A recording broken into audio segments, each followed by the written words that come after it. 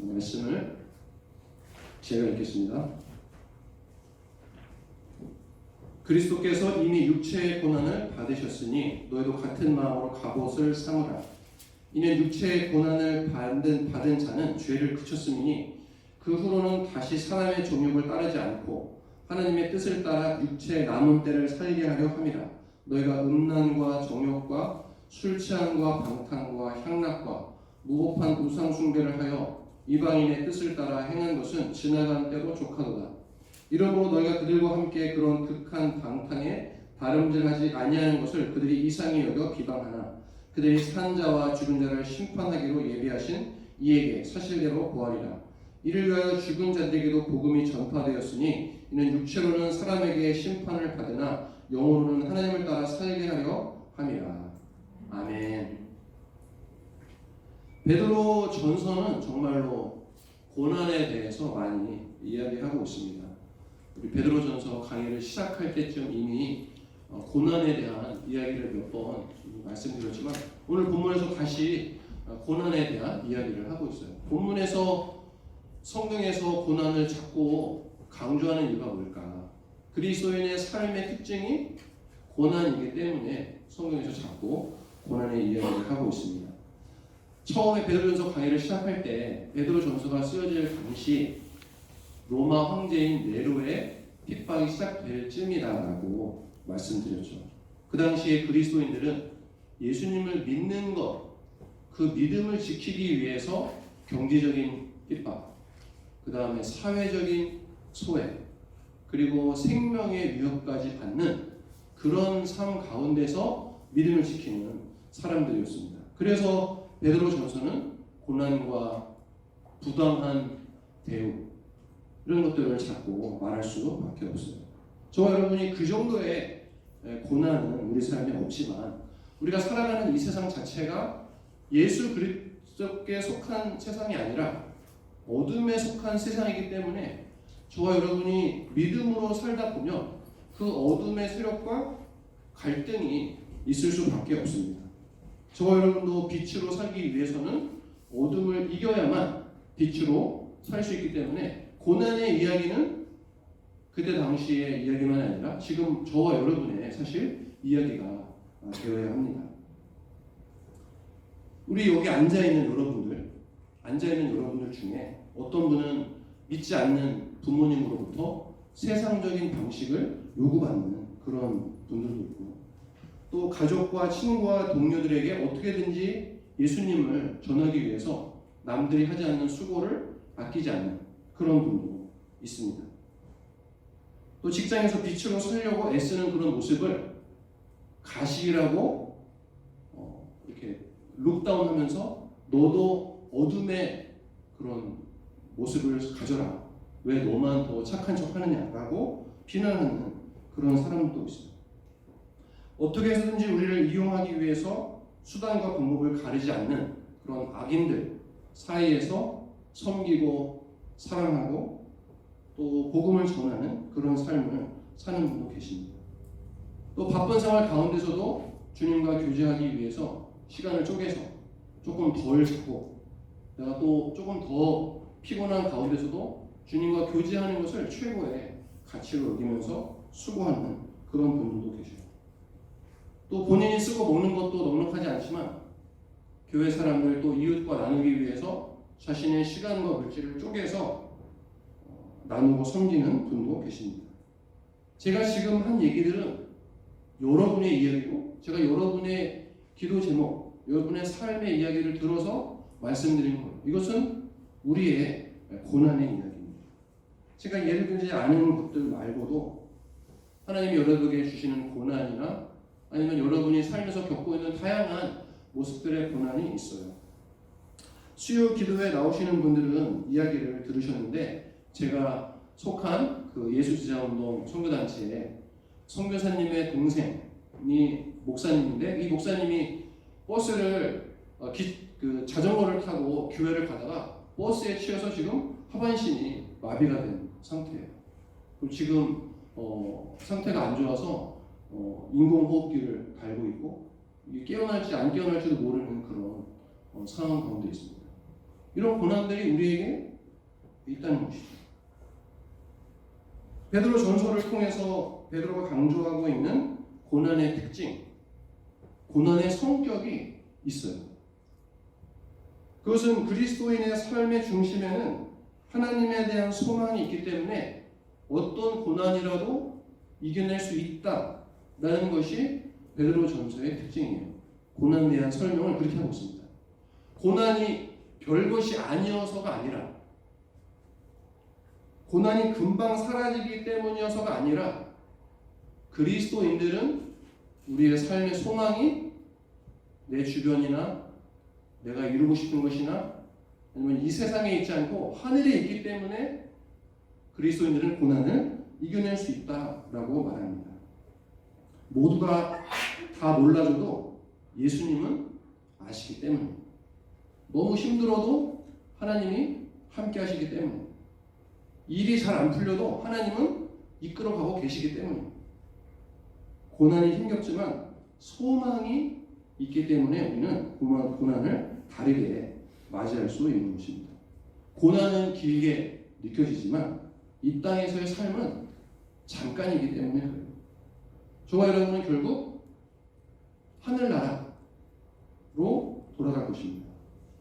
처음에 베드로전서를 시작할 때 우리가 소풍을 와 있다 이렇게 말씀을 드렸는데, 저희들은 이 땅에 소풍을 와 있습니다. 그리고 그리스도인들은 이 땅에서 무조건 승리가 보장되어 있어요. 승리는 이미 우리의 것입니다. 이 땅에서의 고난이 있어도 우리는 예수 그리스도를 아는 믿음 때문에 이미 승리를 누리고 살기 때문에 고난이 두렵지가 않은 줄로 믿습니다. 오늘 본문은 고난에 대해서 다른 한 가지 관점을 얘기해 주고 있는데요. 그것은 고난의 이유와 유익에 대해서 오늘 본문이 말해주고 있어요. 베드로 전서 오늘 읽은 말씀을 종합해 볼 때 고난은 이유가 있어서 생긴다 라는 것을 말하고 있습니다. 우리는 고난이 없을 것을 기대하지만 모든 그리스도인들은 고난이라는 학교에 입학을 해서 꼭 패스를 해야만 그리스도인으로 성장할 수 있습니다. 고난이라는 과목이 선택 과목이 아니라 필수 과목이에요. 고난은 예수 그리스도께서 고난을 받으셨기 때문에 예수 그리스도를 따라가는 사람들에게는 고난이 당연한 삶의 특징이 되어야만 합니다. 우리는 예수님의 제자들입니다. 제자라는 것은 스승인 사부가, 메스터가 갔던 그 길을 그대로 따라가는 것이 제자예요. 예수 그리스도께서 고난을 받으셨기 때문에 그리스도인들도 당연히 고난을 받아야 한다는 것이 제자의 삶의 특징이 됩니다. 그것이 고난의 이유라고 오늘 본문은 말하고 있습니다. 우리 1절을 한번 읽어보겠습니다. 1절을 같이 읽읍시다. 시작. 그리스도께서 이미 육체의 고난을 받으셨으니 너희도 같은 마음으로 갑옷을 삼라. 이는 육체의 고난을 받은 자를 죄를 붙였으니. 자, 1절은 그리스도께서 이미 육체의 고난을 받으셨으니 너희도 같은 마음으로 갑옷을 삼으라 라고 말합니다. 예수님이 고난을 받으셨다면 그리스도인인 우리는 당연히 고난이 있는 것이 맞다라고 말합니다. 예수님이 고난을 당하신 모습을 생각해보면 예수님은 잘못한 게 없는데 고난을 당하셨어요. 십자가에 죽으셨습니다. 제자들이 예수님의 길을 똑같이 따라간다면 저와 여러분도 뭘 잘못해서 고난이 생기지 않는 거예요. 그냥 우리 삶에는 고난이 있을 수가 있다는 것입니다. 내가 뭘 잘못했길래 이런 고난을 주시는가 라고 생각을 할 때 답이 안 나올 때가 많을 거예요. 왜냐하면 여러분이 잘못해서 고난을 받는 것이 아니라 어떨 때는 물론 잘못해서 받는 고난도 있지만 그리스도인의 삶에 고난은 당연한 필수 과목이기 때문에 그렇습니다. 오늘 본문은 너희도 같은 마음으로 갑옷을 삼으라라고 하셨는데 예수님이 고난 앞에서 어떤 마음이셨는지를 우리는 마태복음 26장 39절을 통해서 알 수 있습니다. 마태복음 26장 39절을 한번 찾아보시죠. 예수님이 그 십자가에 죽으시는 고난 앞에서 육체의 고난 앞에서 어떤 태도를 당하셨는가 마태복음 26장 39절입니다. 우리 같이 읽어볼게요. 시작. 내 아버지여, 만약 할 만하시거든 이 잔을 내게서 지나가게 하옵소서. 그러나 나의 원대로 마시옵고 아버지의 원대로 하옵소서. 예수님이 육체의 고난 앞에서 정말 그 고난이 힘드셔서 어려움을 당하시고 여기서 말하는 것처럼 이 잔을 지나가게 하옵소서. 그러나 나의 원대로 마옵시고 아버지의 원대로 하옵소서라고 그 힘든 고난을 당하기 어려운 걸 아셨지만 하나님의 뜻을 받아들이는 이것이 예수님의 태도였어요. 같은 마음으로 갑옷을 사모라는 말씀은 바로 예수님이 고난 앞에서 취하셨던 이 태도, 이런 마음을 가지라는 것입니다. 피하고 싶은 마음도 들지만 하나님의 뜻을 이루기 위해서 고난의 길을 받아들이셨던 예수님처럼 너희도 같은 마음으로 고난을 받아들이라. 인내하며 하나님의 뜻을 찾는 그런 삶을 살아라고 합니다. 그것이 저와 여러분이 가져야 될 예수님과 같은 마음을 품는 거예요. 그렇다고 여러분이 오해하실 수도 있는데 뭐냐면 우리는 고난 가운데서 그러면 가만히 있어야 되나? 모든 고난을 그저 인내하면서 누가 날 때리면 가만히 맞고 어려움 당하면 난 그저 가만히 있어야 되는가? 라는 것이 아니라 우리에게 맡겨진 삶을 최선을 다해서 살아가는 데서 내가 할 수 있는 방법도 찾아보고 내가 어떻게 이 문제를 해결할까 노력하지만 하나님을 신뢰하는 그런 마음으로 하나님 앞에 나가는 그런 고난의 태도를 말씀하고 있습니다. 나에게 누군가 고난을 안겨주고 있다면 그 사람이 진리 가운데서 살도록 인도해 줘야 돼. 그런 필요도 있고 적극적인 인내가 필요하기도 합니다.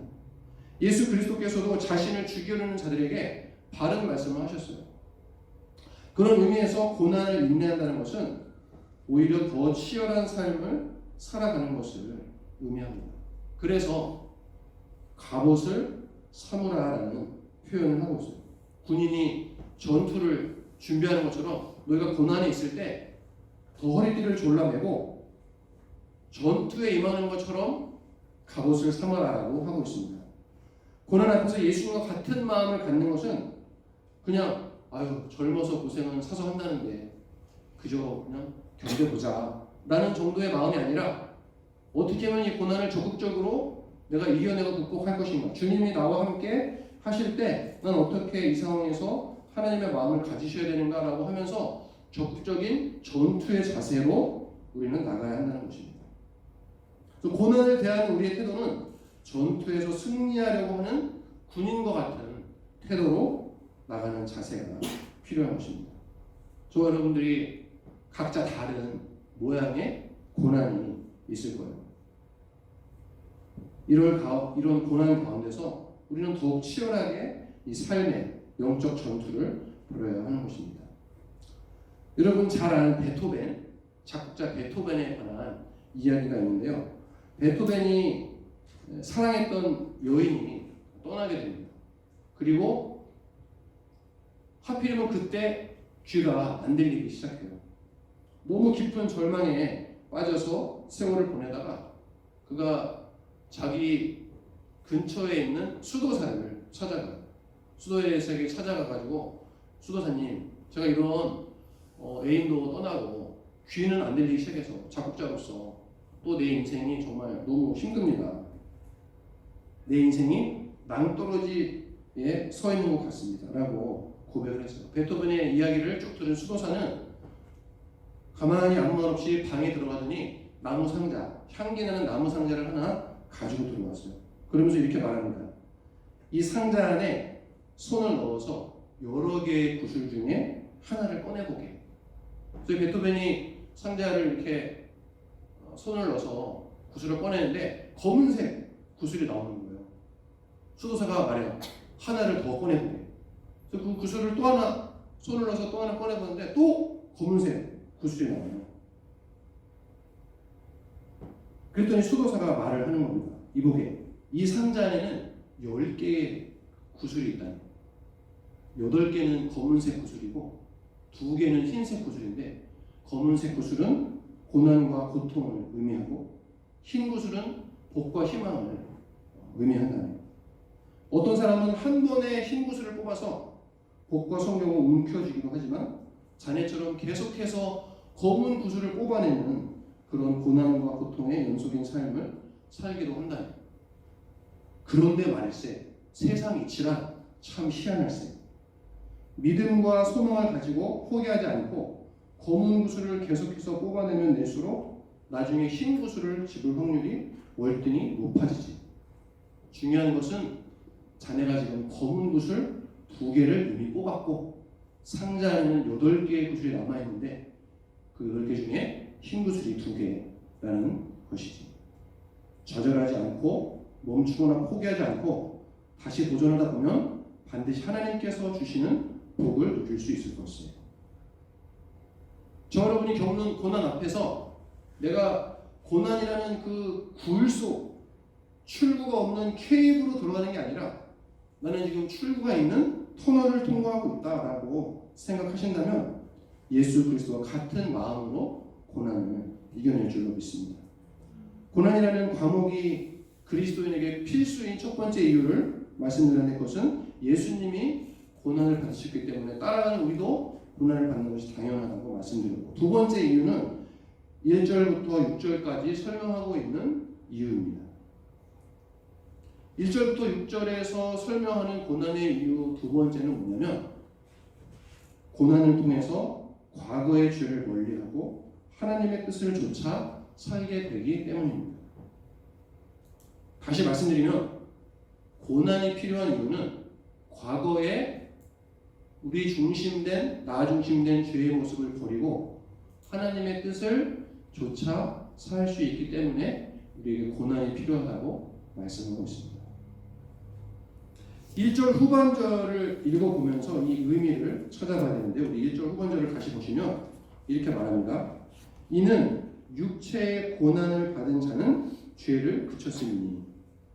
이 육체의 고난을 받은 자는 죄를 그쳤음이니라는 이 말을 신학자들은 여러 가지로 해석을 합니다. 그래서 육체의 고난을 받은 자라고 할 때 육체의 고난을 받은 자가 누구냐? 그리스도인이냐 아니면 예수님이냐?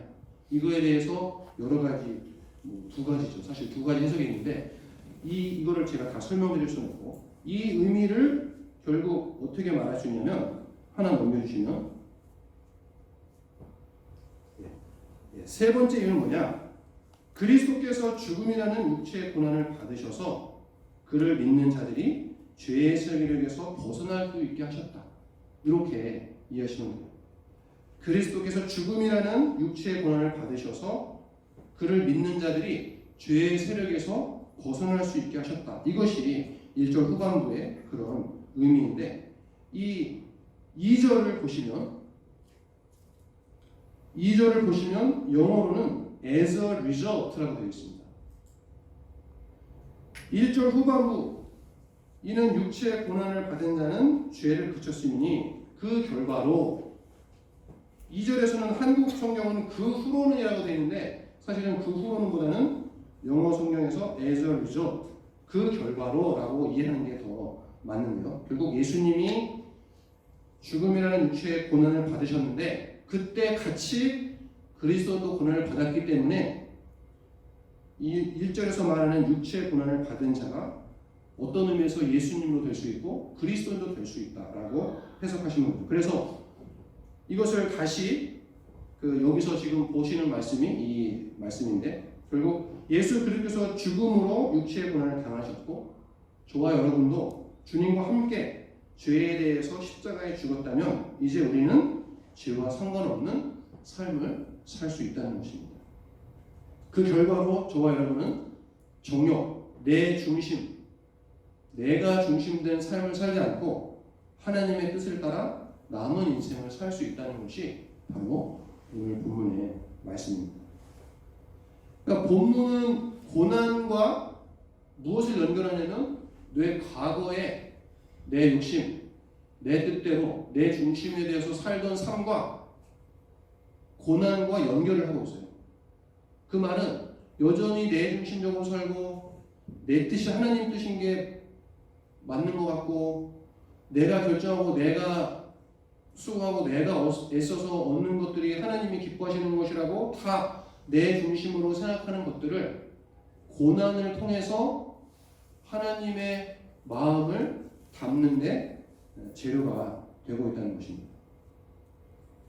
고난은 예수님 믿기 전의 모습, 나의 가장 인간적인 모습을 버리도록 돕는다는 그런 말씀을 베드로전서 4장이 하고 있어요.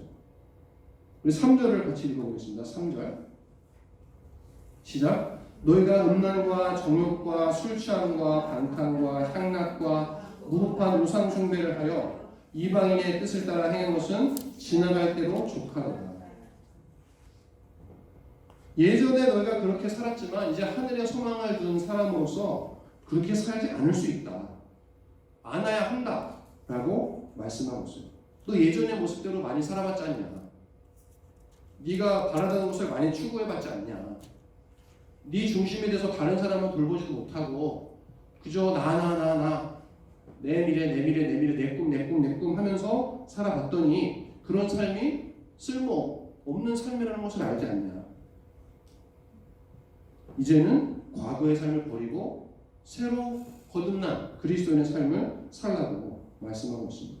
3절에서 말씀하고 있는 이 음란, 정욕, 술 취함, 방탕, 향락, 무법한 우상 숭배, 이것들이 이렇게 나쁜 것들만 이렇게 갖다 놔서 나는 이렇게 나쁜 짓을 안 해. 난 괜찮아. 이 정도 나쁜 짓은 난 안 하니까. 나는 뭐 술 취하지 않고 방탕하지도 않아. 난 꽤 잘 살아. 나 꽤 건전하게 살아. 이렇게 지금 빠져나갈 생각은 하지 마십시오.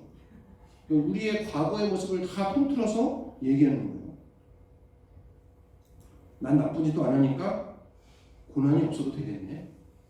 난 착하게 살아왔으니까 나한테 고난을 안 주시겠지. 이런 생각을 절대로 하지 마시기 바랍니다.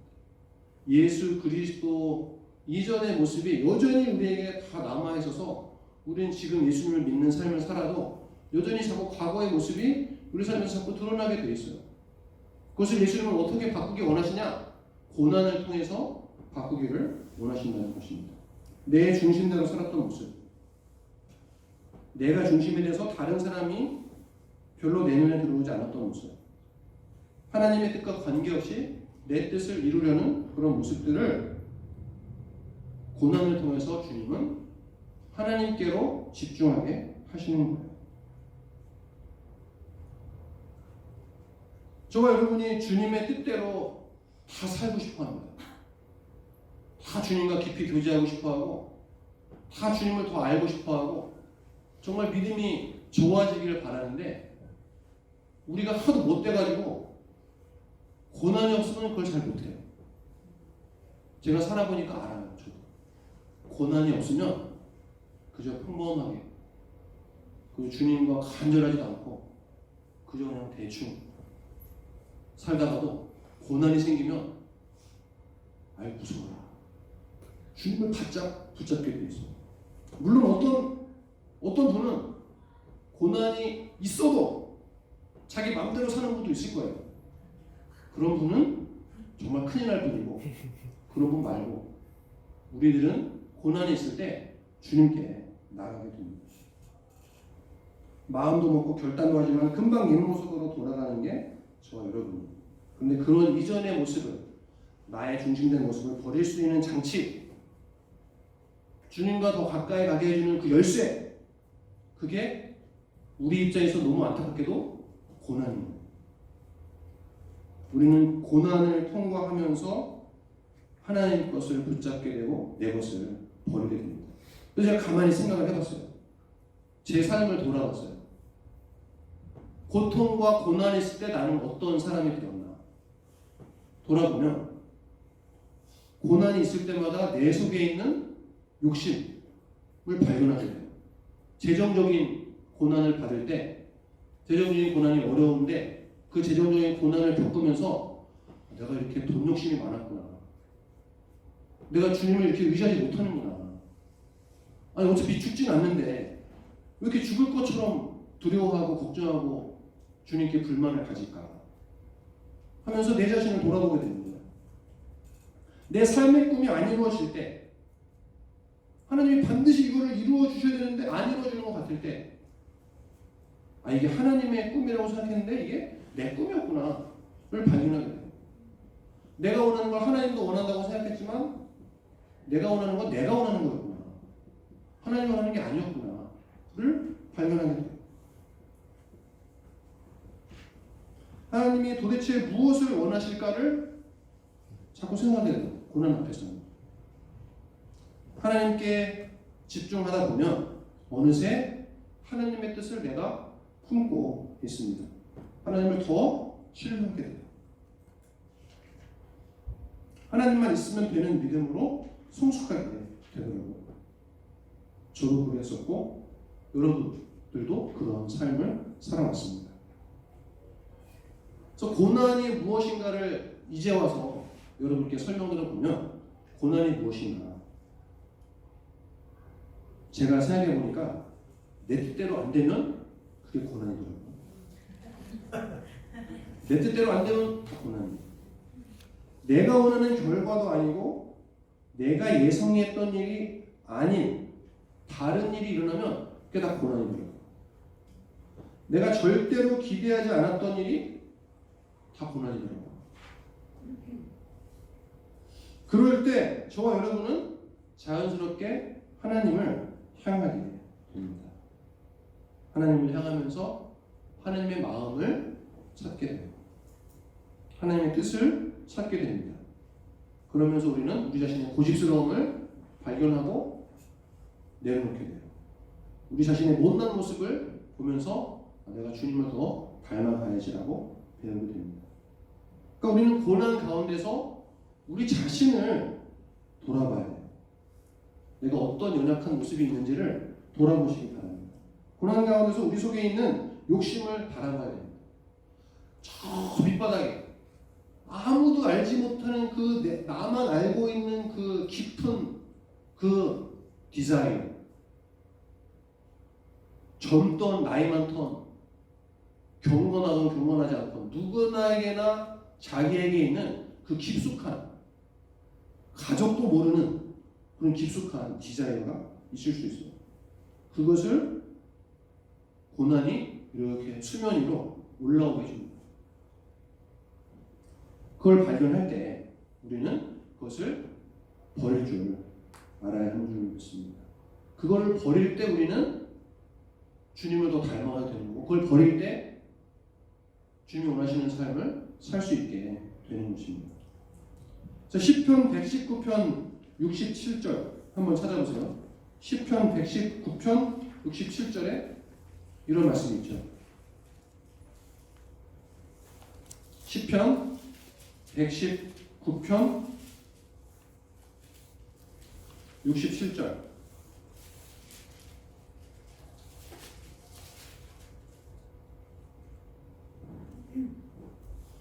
같이 읽어봅시다. 시작. 고난 당하기 전에는 내가 그릇 행하였더니 이제는 주의 말씀을 지키나이다.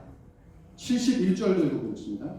고난 당하는 것이 내게 유익이라 이로 말미암아 내가 주의 율례를 배우게 되었나이다. 이런 고백이 저와 여러분의 삶에서 드러나기를 바랍니다. 어떤 분이 한 말인지 모르지만 고난은 하나님의 확성기이다. 그런 말이 있어요. 고난은 하나님이 우리에게 크게 외치는 그런 음성이다. 뭔가를 깨달아야 한다는 말씀이죠. 이런 말도 있어요. 잔잔한 바다는 노련한 뱃사공을 만들지 못한다.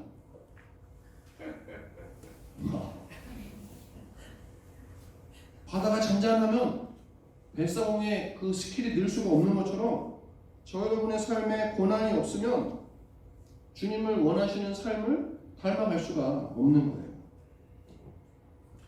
여러분이 지금 고난 가운데 있던 아니 여러분이 나는 별로 고난이 없어 라고 생각하던 여러분 인생에는 고난이 앞으로 있을 수밖에 없습니다. 저에게도 있을 수밖에 없어요. 그럴 때 우리가 반드시 기억해야 될 것은 뭐냐면 고난을 통해서 나는 하나님을 더 알게 되고 내 자신을 더 잘 알게 된다. 그래서 우리는 계속해서 성숙해 나가는 것이다 라는 것을 기억하시기 바랍니다. 이 말씀을 마치겠습니다. 이미 우리는 베드로전서 1장에서 거듭났기 때문에 새로운 삶을 살고 있다라고 배웠습니다. 저와 여러분의 신분은 이미 하나님의 자녀예요. 예수님의 자녀요 하늘나라의 백성입니다. 그렇기 때문에 저와 여러분은 새로운 삶을 살고 있습니다. 저와 여러분은 과거와 다른 존재예요. 우리는 하늘의 소망을 두고 있습니다. 저와 여러분들이 과거의 모습을 충분히 버릴 수가 있습니다. 믿으시기 바라요. 이미 저와 여러분은 하나님 예수님과 함께 십자가에서 죽었다가 살아났어요. 저와 여러분이 이미 예수님과 함께 십자가에서 죽었다가 살아났어요. 죽었다가 살아나는 것보다 더 대단한 일이 있을까요? 죽음보다 더 무서운 두려운 게 있을까요? 죽음보다 더 두려운 고난이 있을까요? 저와 여러분들은 가장 큰 고난을 이미 예수님과 함께 이겨낸 사람들인 줄로 믿습니다. 갈라디아서 2장 20절에서 내가 그리스도와 함께 십자가에 못 박혔나니 라는 이 말씀이 바로 예수님과 함께 죽었다. 예전 모습은 죽었다. 그리고 우리는 다시 살아났습니다. 그래서 이제 고난 정도는 죽었다가 살아났기 때문에 고난 정도는 두려울 게 없는 줄로 믿습니다. 저 여러분이 고난이 있다 할지라도 믿음으로 소망을 갖고 살 수 있으며 또 과거의 나를 얽매던 모든 연약함, 죄를 벗어버리고 하나님의 뜻을 따라 사는 저 여러분 되시기를 주님의 이름으로 축원합니다. 아멘. 우리 함께 기도합시다. 기도할 때 하나님 제 삶에 있는 고난들을 믿음으로 이겨내기 원합니다. 또한 내 자신을 돌아보고 하나님을 더 닮는 그런 귀한 열쇠로 삼게 하여 주시옵소서. 함께 우리 기도하도록 하겠습니다. 하나님, 주님께서 이 시간 고난이 우리에게 있다 할지라도 하나님 그것이